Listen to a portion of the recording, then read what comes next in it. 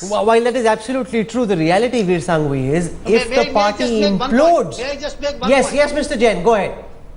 You know, see, I like to remind Mr. Yadav, now you are not a new entrant to the political arena. You are now coming to Haryana and Chandigarh and other parts of the country after forming your government in Delhi, where all your actions are watched by the people every day, every hour, every second. And therefore what I am saying is this, that your performance in Delhi is not up to the mark, up to the level which you had yourself set for your own government. So far as the Chandigarh is concerned, may I just remind you, in last Lok Sabha election, I was the BJP candidate, I got about 28% votes, and Mr. Bansal, Congress High candidate, got about 46% votes. Now this survey is showing 38% vote for the Aam Aadmi Party. That's correct. I don't know what are their figures about the BJP and the Congress.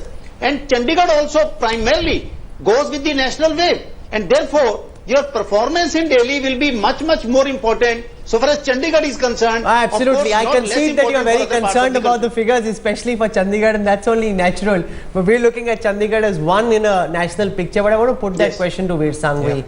This is the challenge for the Aam Aadmi Party and Yogendra Yadav. If his government implodes in Delhi, no matter what he does in urban or rural Haryana, the Aam Aadmi Party doesn't stand much of a chance. So his fortunes and the possibility of him becoming the next chief minister is entirely dependent on Kejriwal's performance as chief minister in Delhi, sir. Yeah, I agree. I think we've always talked about the fact that the idea of the Aam Aadmi Party is one thing and the reality of the Aam Aadmi Party is another. So far we've dealt only with the idea. We are now confronted with the reality. There are two views on what's happened over the last few days. One is that they've shown an unwillingness to govern and immaturity. The other is that the protest idea has actually been carried forward, that there is a lot of anger against the police.